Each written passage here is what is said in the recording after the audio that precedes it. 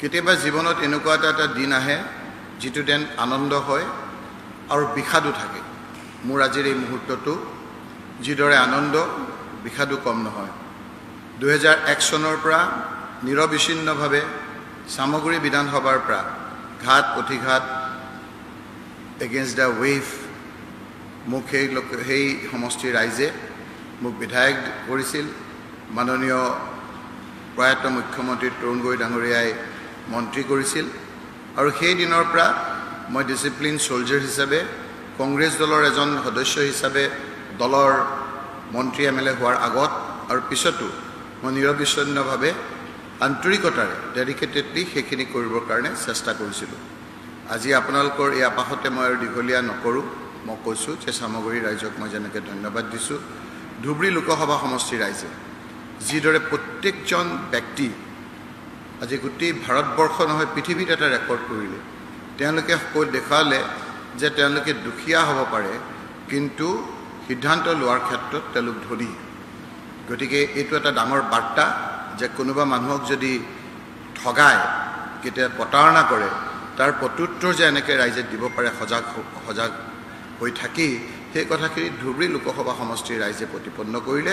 মই ধুবুৰী লোকসভা সমষ্টিৰ প্ৰতিজন অন্তৰ্গত থকা মোৰ বিধায়ক, আমাৰ কংগ্ৰেছৰ প্ৰতিজন কৰ্মী, যুৱ কংগ্ৰেছ, NSUI, মহিলা কংগ্ৰেছ, সেৱা দল আৰু বিভিন্ন দল সংগঠনে মই নজনাকৈ মোক সহায় কৰিলে। নিৰবিচ্ছিন্নভাৱে কংগ্ৰেছ দলটোক সহায় কৰিলে। মই ভূপেন বৰা ডাঙৰীয়া, দেৱব্ৰত শইকীয়া ডাঙৰীয়া, গৌৰৱ গগৈ ডাঙৰীয়াই নিজৰ আপোনাৰ নিৰ্বাচন শেষ হোৱাৰ পিছত প্ৰদ্যুৎ বৰদলৈ ডাঙৰীয়া আৰু আমাৰ কংগ্ৰেছৰ জ্যেষ্ঠ নেতাসকলে মোক যথেষ্ট, পৱন সিং ঘাটৰে যথেষ্ট সহায় কৰিলে। মই আপোনালোকৰ জৰিয়তে সকলোকে ধন্যবাদ জনাম।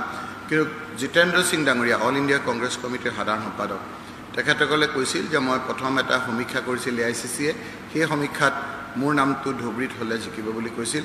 মই প্ৰথমে অমান্তি হৈছিলোঁ যদিও মাননীয় আমাৰ নেতা ৰাহুল গান্ধী ডাঙৰীয়াই যেতিয়া মোক ক'লে তেতিয়া একে উশাহতে মই মান্তি হৈছিলোঁ। আপোনালোকে দেখিলে যে মাল্লিকাৰ্জুন খাৰ্গে ডাঙৰীয়াও বৰপেটালৈ আহিছে, সোনিয়া গান্ধী ডাঙৰীয়াইও আমাৰ শুভেচ্ছা জনাইছে আৰু প্ৰিয়ংকা গান্ধী ডাঙৰীয়ানীয়ে নিজে আহি আমাৰ প্ৰচাৰ ক্ষেত্ৰত যথেষ্ট সহায় কৰিছে। মই ধুবুৰীবাসী সকলো ৰাইজক, ভোট দিয়া ৰাইজক মই ধন্যবাদ জনাইছোঁ, কৃতজ্ঞতা জনাইছোঁ। আৰু এতিয়া আৰু আপোনাৰ ভোট হৈ গ'ল, গতিকে মই যিসকলে আমাক ভোট দিয়া নাই সকলো জাতি জনগোষ্ঠীৰ মানুহক মই ধন্যবাদ আৰু কৃতজ্ঞতা জনাইছোঁ। বেষ্ট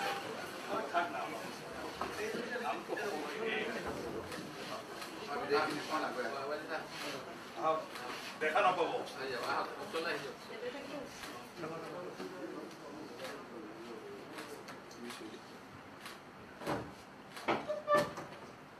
ভাল কামত আমাৰ আপত্তি নাই।